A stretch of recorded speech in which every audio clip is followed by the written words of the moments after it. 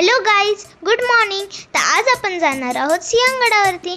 आजचा व्हिडिओ खूप इंटरेस्टिंग होणार आहे, कारण आपण अननोन प्लेसेसवरती जाणार आहोत, ज्याबद्दल खूप कमी लोकांना माहिती आहे. तर हा व्हिडिओ शेवटपर्यंत पहा, आणि जर तुम्हाला व्हिडिओ आवडला तर लाईक करा, शेअर करा आणि आमच्या चॅनलला सबस्क्राईब करा. तर गाईज, हा समोर जो रोड जातो तो जातो कुडजाल, आणि आपण आता जाणार आहोत खडकवासल्याच्या तिथे, आणि तिथून टुवर्ड्स सिंहगड. हे बघा, हे आहे खडकवासला धरण, आणि आपण उन्हाळ्यामध्ये आलोय म्हणून इकडे पाणी नाहीये. पावसाळ्यामध्ये इकडे खूप पाणी असतं, आणि हे धरण पाहायला खूप लोक येतात.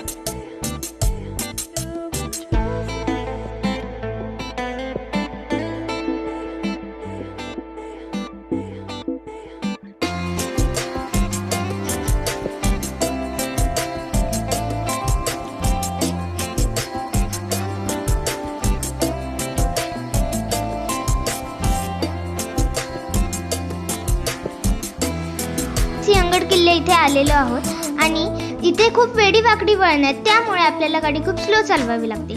सिंहगड किल्ला समुद्र सपाटीपासून सुमारे 1317 मीटर उंचीवर आहे, त्यामुळे तो पुणे परिसरामधील महत्त्वाच्या डोंगरी किल्ल्यांपैकी एक मानला जातो.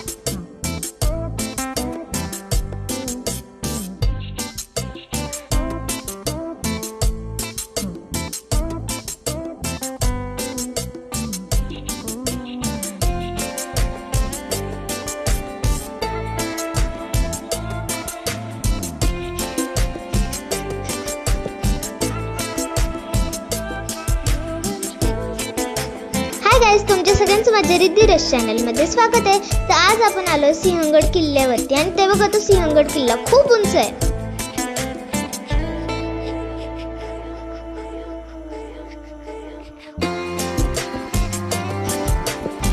हा आहे सिंहगड किल्ल्याचा मॅप, आणि जो तो तुम्ही रेड डॉट बघताय तिथे सध्या आता आपण उभे आहोत.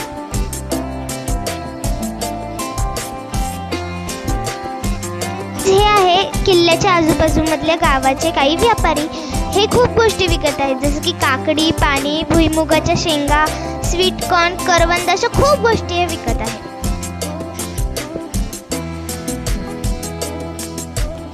हा आहे पुणे दरवाजा. असेच 3 दरवाजे आहेत, पुणे दरवाजा 1, 2 आणि 3. पुणे दरवाजा 2 बद्दल फारशी काही माहिती नाही, पण पुणे दरवाजा 3 हा खूप महत्त्वाचा आहे, कारण याचा संबंध 13व्या शतकातील यादव काळाशी लागतो.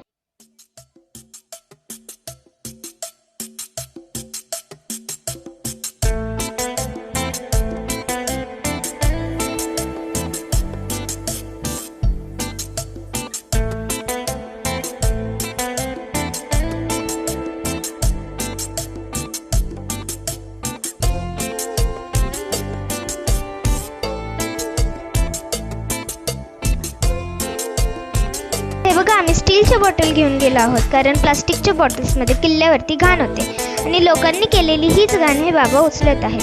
तर ह्या बाबांसाठी एक लाईक झालंच पाहिजे. हे बघा, ही दीदी जांभळं विकत आहे.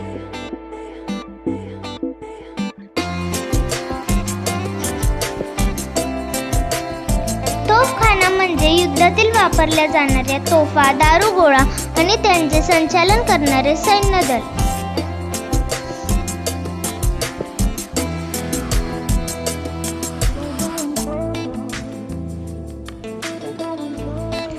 छत्रपती शिवाजी महाराजांच्या काळातही तोफखान्याला विशेष महत्त्व होते, आणि अनेक किल्ल्यांवर तोफा तैनात करण्यात आल्या होत्या.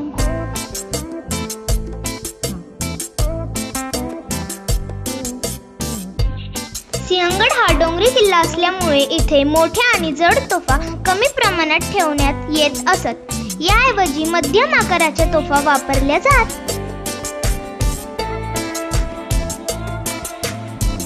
किल्ल्याच्या उंचीचा फायदा घेऊन तोफांचा मारा अधिक प्रभावी केला जात असे.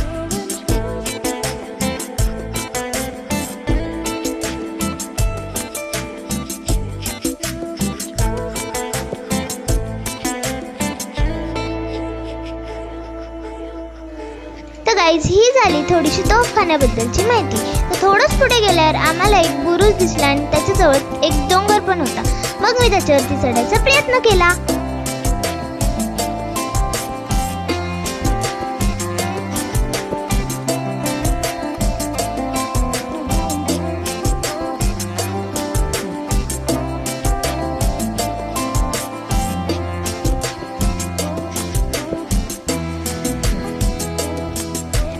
थोडंच पुढे गेलं की ही घोड्यांची पागा, परंतु ही घोड्यांची पागा नसून वास्तविक हे पाण्याचे टाके असावे.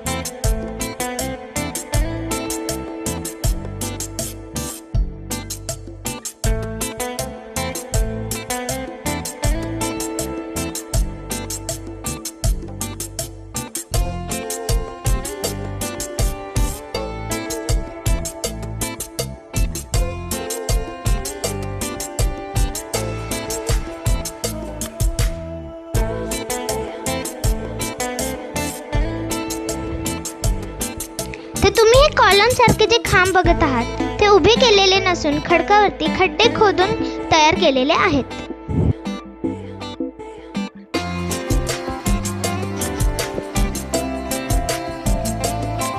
तर ही आहे एक छोटीशी पाण्याची टाकी.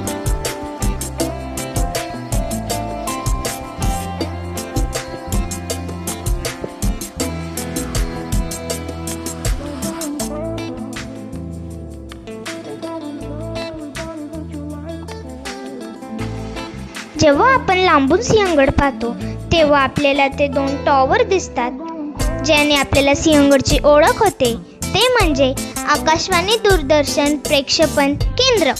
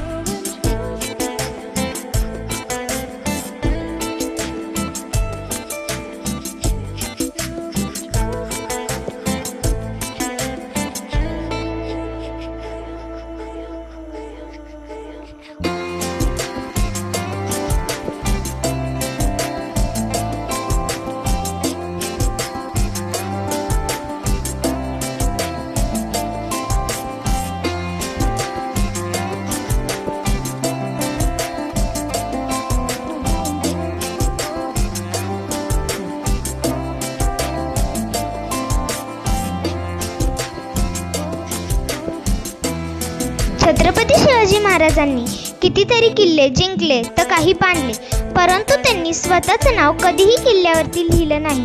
पण आपण फक्त ते किल्ले पाहायला जातो आणि तिथे नाव लिहून येतो. ही खूप वाईट गोष्ट आहे. तर मी तुम्हाला रिक्वेस्ट करते की असं करू नका.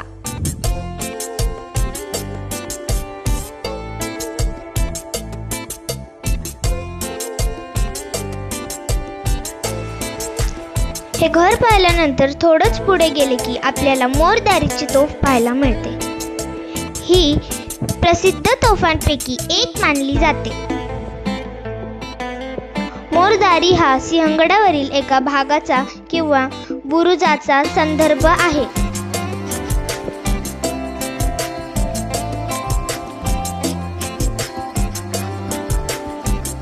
ही जी तोफ आहे ती 2 मीटर उंच आणि हिचा व्यास 23 सेंटीमीटर आहे.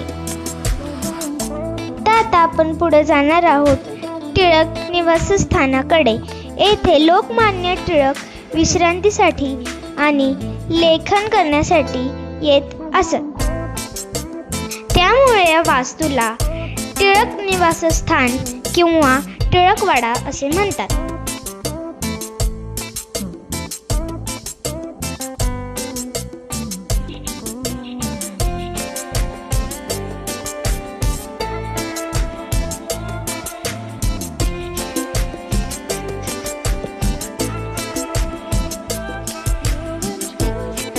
आपण जाणार आहोत छत्रपती राजाराम महाराज समाधीकडे.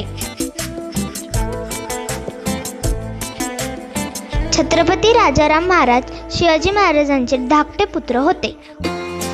समाधीचे बांधकाम 1731 मध्ये त्यांच्या पुत्राने संभाजी महाराज 2 यांनी करून घेतल्याचा उल्लेख आढळतो.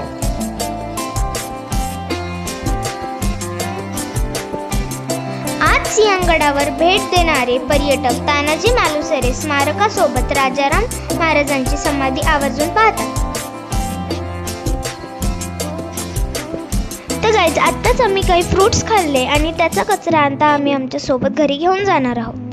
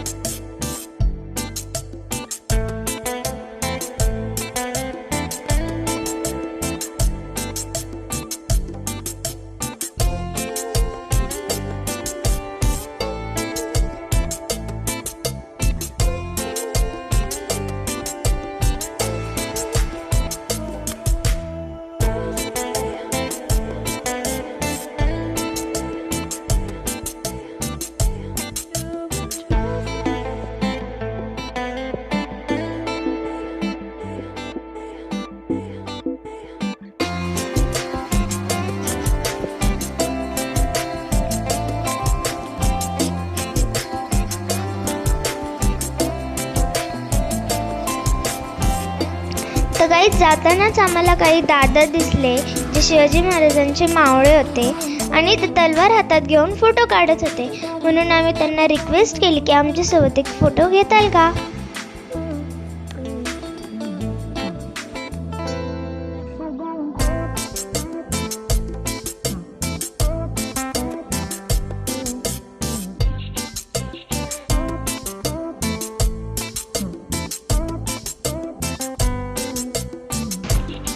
तानाजी कडा हा सिंहगडवरील एक प्रसिद्ध आणि ऐतिहासिक कडा आहे.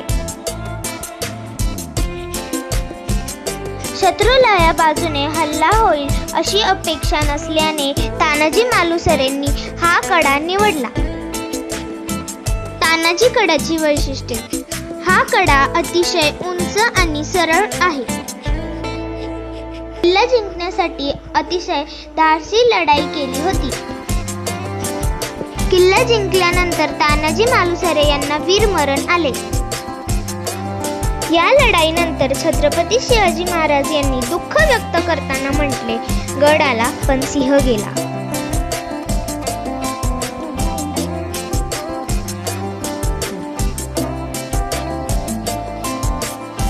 तर आता आपण पुढे जाणार आहोत कोंढाणेश्वर मंदिराकडे.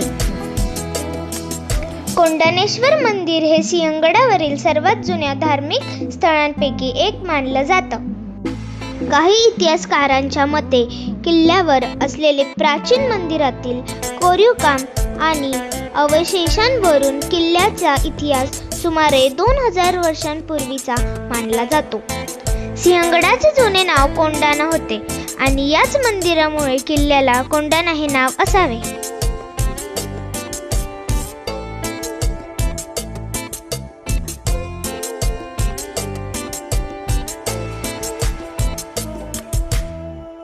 मित्रांनो, आता आपण आलो आहोत आपल्या व्हिडिओच्या शेवटच्या आणि सर्वात प्रेरणादायी ठिकाणी, तानाजी मालुसरे स्मारकाजवळ.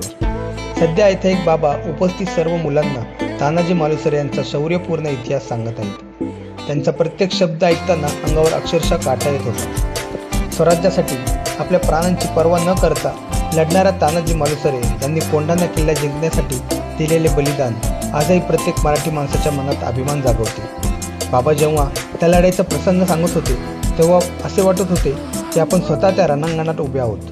त्यांच्या आवाजातील ज्वाज्वल्य इतिहास, तानाजींचे शौर्य आणि स्वराज्यावरील निष्ठा ऐकून अंगात एक वेगळीच ऊर्जा संचारत होती.